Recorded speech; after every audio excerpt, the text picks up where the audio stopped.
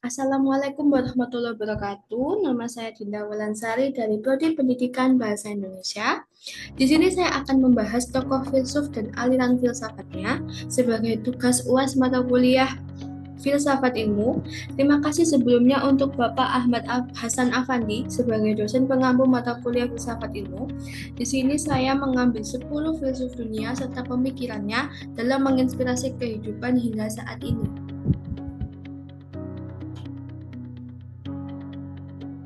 Masuk dalam pengertian filsuf dan filsafat. Filsuf adalah seorang yang mendalami filsafat, yaitu studi tentang pemikiran mendasar mengenai kehidupan, pengetahuan, kebenaran, moralitas, dan keberadaan. Filsuf menggunakan pemikiran yang kritis, logika, dan refleksi untuk menjawab pertanyaan-pertanyaan fundamental tentang manusia dan alam semesta. Mereka sering merenungkan konsep-konsep abstrak seperti kebenaran, keadilan, kebebasan, dan makna hidup.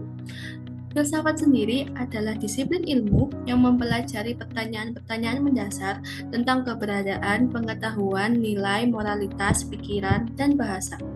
Filsafat menggunakan pemikiran yang kritis, logika, dan refleksi untuk mencari pemahaman mendalam berbagai aspek kehidupan manusia.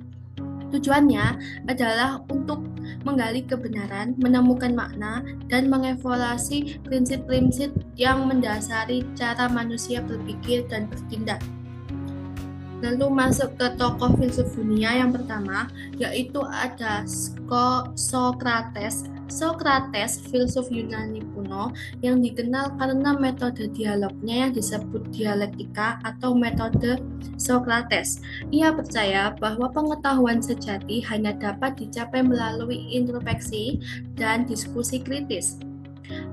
Socrates menekankan pentingnya kebijakan dan kebenaran, mengajarkan bahwa hidup yang tidak terperiksa tidak layak untuk dijalani. Ia tidak menulis pemikirannya, tetapi pengaruhnya dicatat oleh murid-muridnya seperti Plato. Lalu yang kedua ada Plato. Murid Socrates mendirikan akademi di Athena dan mengembangkan teori dunia, ide atau bentuk. Ia berpendapat bahwa dunia fisik hanyalah bayangan dari ideal yang sempurna. Dalam bentuknya The Republic, Plato menggambarkan konsep negara ideal yang dipimpin oleh filsuf atau raja yang memiliki kebijaksanaan dan keadilan untuk memerintah. Lalu yang ketiga ada Aristoteles, murid Plato, mengambil pendekatan yang lebih empiris dan sistematis dibandingkan gurunya.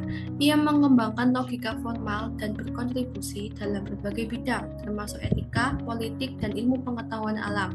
Dalam etika, ia memperkenalkan konsep kebijakan sebagai jalan menuju kebahagiaan melalui moderasi yang dikenal sebagai jalan tengah. Yang keempat ada John Locke. John Locke, filsuf Inggris, adalah pelopor empirisme dan teori kontak sosial. Dalam Two Theories of Government, Locke menekankan bahwa hak-hak alami seperti hidup, kebebasan, dan properti harus dilindungi oleh pemerintah.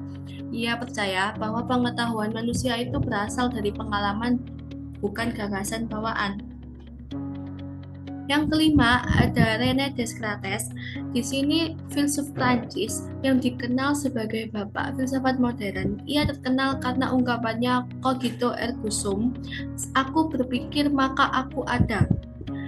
Descartes memperkenalkan metode keraguan sistematis untuk menemukan kebenaran yang tak terbantahkan. Ia juga mengembangkan dualisme, yaitu pandangan bahwa pikiran dan tubuh adalah dua substansi yang berbeda namun saling berhubungan. Yang keenam ada Immanuel Kant. Immanuel Kant, filsuf Jerman, menggagas teori kritisme yang berusaha menyelaraskan empirisme dan rasionalisme. Dalam Criticism of Pure Reason, ia menjelaskan bahwa pengetahuan manusia itu dibatasi oleh pengalaman, tetapi struktur pikiran juga membentuk bagaimana kita memahami dunia. Dalam etika, ia memperkenalkan imperatif kategoris, prinsip bahwa tindakan harus sesuai dengan hukum moral universal. Yang ketujuh ada Friedrich Nietzsche. Friedrich Nietzsche, filsuf Jerman mengeksplorasi konsep kehendak untuk berkuasa dan kritiknya terhadap moralitas tradisional.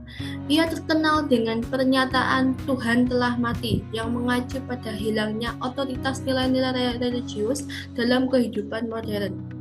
Nietzsche mendorong individu untuk melampaui batas-batas moral tradisional dan menjadi Urbanmensch, manusia unggul dalam bahasa Jerman.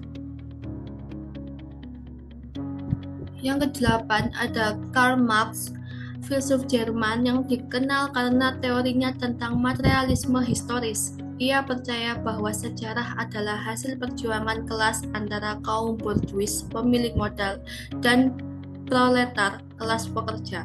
Dalam The Communist Manifesto, Marx menyerupakan penghapusan kapitalisme dan pembentukan masyarakat tanpa kelas di mana alat produksi dimiliki bersama. Lalu yang kesembilan ada David Hume. David Hume, filsuf Skotlandia yang mengembangkan empirisme radikal dengan menekankan bahwa semua pengetahuan berasal dari persepsi inderawi. Ia juga mengkritik gagasan kasualitas, menyatakan bahwa hubungan sebab akibat hanyalah kebiasaan mental, bukan realitas objektif. Dalam etika, ia menekankan pentingnya emosi dalam pengambilan keputusan moral. Dan yang terakhir, Jean-Paul Sartre adalah filsuf Prancis dan tokoh utama dalam eksistensialisme. Ia berpendapat bahwa manusia terkutuk untuk bebas karena keberadaan mendahului esensi. Dalam karyanya Being and Nothingness, Sartre menekankan pentingnya tanggung jawab individu dalam menentukan makna hidupnya sendiri di dunia yang tanpa makna bawaan. Kesimpulannya yaitu, filsafat adalah upaya untuk memahami kehidupan, kebenaran, dan keberadaan. 10 filsuf besar di dunia seperti Socrates, Plato, Aristoteles, hingga Sartre memberikan kontribusi penting dengan pemikirannya tentang kebajikan, dunia ide, logika, etika, kebebasan, dan masyarakat. Mereka menantang pola pikir tradisional dan menawarkan cara baru untuk memahami diri manusia dan dunia, dan introspeksi hingga transformasi sosial. Filsafat mereka menginspirasi pencarian makna dan kebenaran yang terus relevan hingga saat ini. Terima kasih untuk waktunya. Sekian dari saya. Terima kasih. Wassalamualaikum warahmatullahi wabarakatuh.